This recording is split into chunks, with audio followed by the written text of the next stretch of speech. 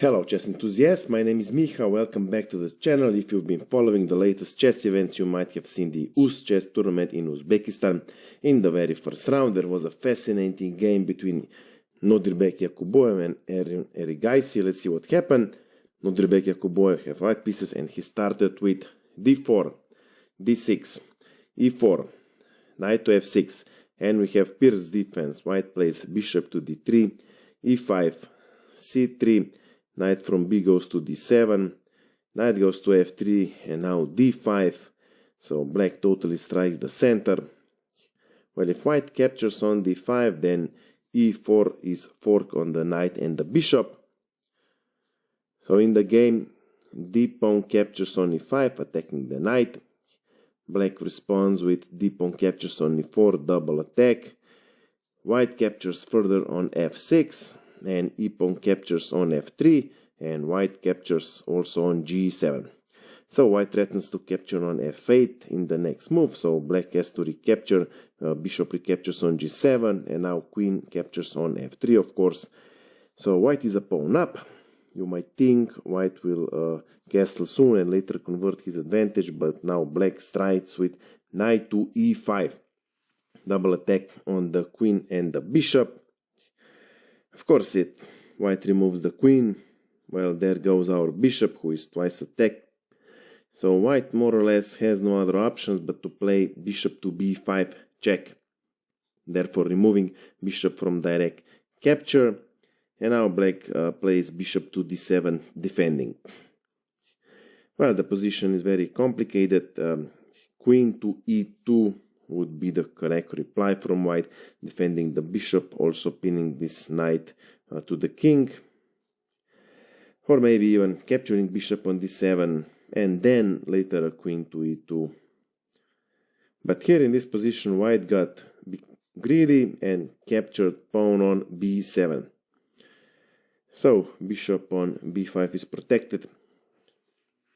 And if rook would go to b8 attacking the queen and the bishop, then simply bishop would capture on d7 with check, and later white would remove the queen. So in the game, first black castles kingside. Now white trades the bishops, so bishop captures on d7, but black doesn't capture immediately. Now here comes a very interesting intermediate move. Knight goes to d3 check. Well, king cannot go exactly on d file, as after queen recaptures on d7, white can only wait for a deadly discover check. Along with rook to e8, white is lost. So white plays king goes to f1. Queen recaptures on d7.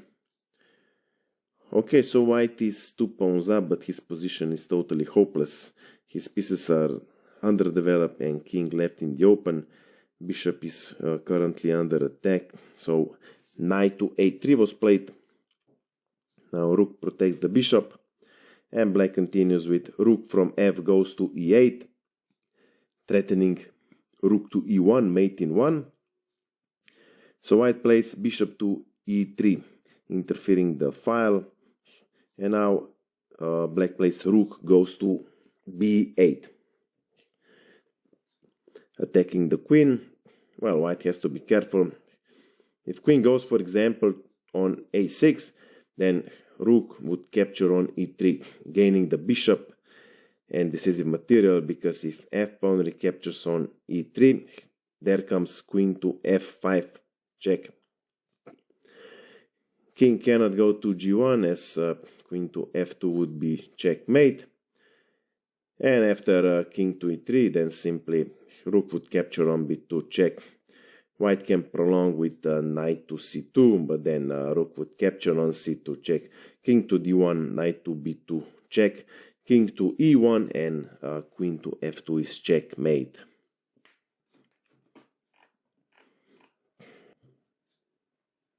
Okay, so in the game, queen goes to f3. Rook captures pawn on b2. Knight goes to c4, attacking the rook.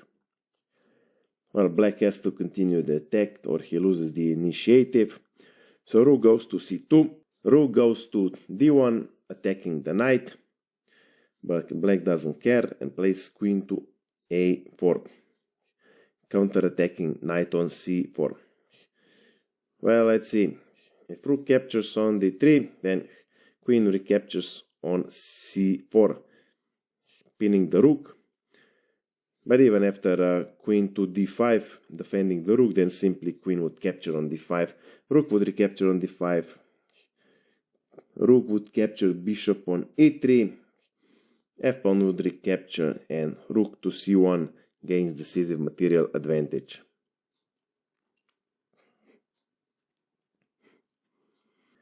Okay, so in the game, white plays knight goes to d2, and now black continues with rook captures on a2. Material is now equal, but white is lost.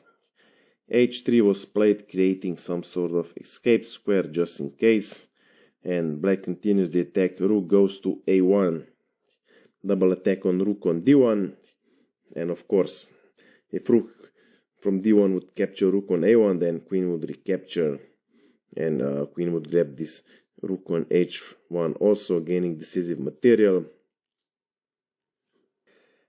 So in the game, king goes to e2. Rook is now protected, but now here comes another stunning move. Knight goes to f4, check. Well, let's see. Bishop cannot capture because of the pin. And if king goes back to d1, still protecting the rook, then bishop captures pawn on c3 would follow, and here white is done. After, for example, g3, then simply bishop would capture on d2.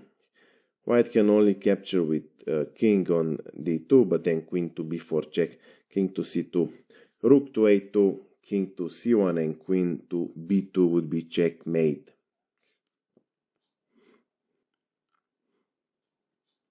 Okay, so in the game, queen captures knight on f4, queen recaptures on f4, so white is without queen. Bishop cannot recapture, of course, because of the pin. So white continues with rook captures rook on a1. Now white has a rook and a knight for a queen, but that's not enough in this position. Bishop captures pawn on c3, rook captures pawn on a7, and now queen to g5. Of course, threatening with rook to e3, and after f-pawn would recapture, then queen to g2 would be double attack on the king and the rook. So in the game, white plays knight to c4, reinforcing bishop on e3. But it's too late. Black plays queen to b5, pinning the knight. King goes to d3, defending, and queen to b3, preparing deadly discover check and grabbing this knight and decisive material. And realizing this, in this position, Nodirbek Yakubboev resigned the game. So I hope you like this game. I hope you have learned something from it. If you have any questions, my email is below in the description. Of course, I invited with my Instagram page. That's it for now, and see you soon.